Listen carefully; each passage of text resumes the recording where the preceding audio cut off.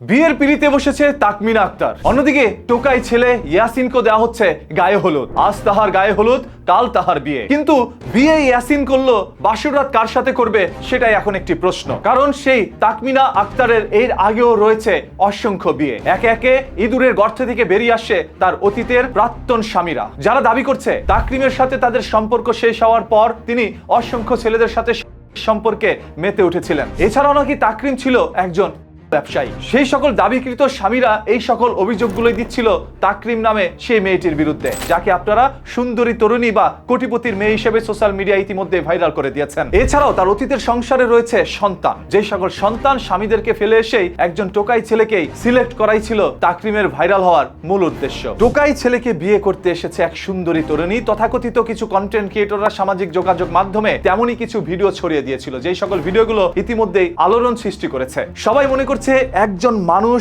একজন মেয়ে জীবনে কতটুকু স্যাক্রিফাইস করলে রাস্তার একজন টোকাই ছেলেকে বিয়ে করতে পারে। আসলে এই গল্পটি যে শুনবে সেই পুরো ভিডিওটি দেখবে। আর সেই ভিডিও দেখাতে দেখাতেই তারা শখানেক ভিডিও ইতিমধ্যেই আপলোড করে দিয়েছে ভিন্ন ভিন্ন পেজ থেকে। অন্য কোনো কন্টেন্ট ক্রিয়েটরকে নিতে দিচ্ছিল না কোনো সাক্ষাৎকার, তাই নাকি তাদের বিরুদ্ধে সেই সকল কন্টেন্ট ক্রিয়েটররা এখন আবার অপবাদ দিচ্ছে। যেই কন্টেন্ট ক্রিয়েটররা রাস্তা থেকে তাদেরকে উঠিয়ে নিয়ে এসে নতুন জামা কাপড় কিনে দিয়েছে, আজ এই বিয়ের সাজে তাদেরকে সাজিয়েছে, সেই সকল কন্টেন্ট ক্রিয়েটররা মাঝে মাঝে হাসে, আবার মাঝে মাঝে কাঁদে। এডিটর সাহেব কান্না হাসি দুইটাই দেখায়। তাকমিনা আক্তার আসলে কি অতীতে আরো কোনো বিয়ে করেছিল কিনা, তার সেই সংসারে কোনো সন্তান রয়েছে কিনা, বা সে কোনো ব্যবসায়ী কিনা, সেইগুলো জাস্টিফাই করার আগে সে অতীতে যা কিছুই করুক, বর্তমানে সেই টোকাই ছেলেকে কি আসলে বিয়ে করছে কিনা সেটা দেখার পালা। যেই সকল কন্টেন্ট ক্রিয়েটররা সামাজিক যোগাযোগ মাধ্যমে এই নাটকটি ছড়িয়ে দিয়ে মানুষকে বিভ্রান্ত করিয়েছে, মানুষের অনুভূতি কাজে লাগিয়ে তারা ভিউ অর্জনের মাধ্যমে টাকা উপার্জন করে নিয়েছে, সেই সকল কন্টেন্ট ক্রিয়েটররা যদি তাদেরকে বিয়ের কাজ সম্পূর্ণ করে দিয়ে একত্রে সংসার বা বাসররাত করতে দিতে না পারে, তাহলে তাদের বিরুদ্ধে আইনীয় ব্যবস্থা নিতে হবে বাংলাদেশের সকল কন্টেন্ট ক্রিয়েটর একত্রে হয়ে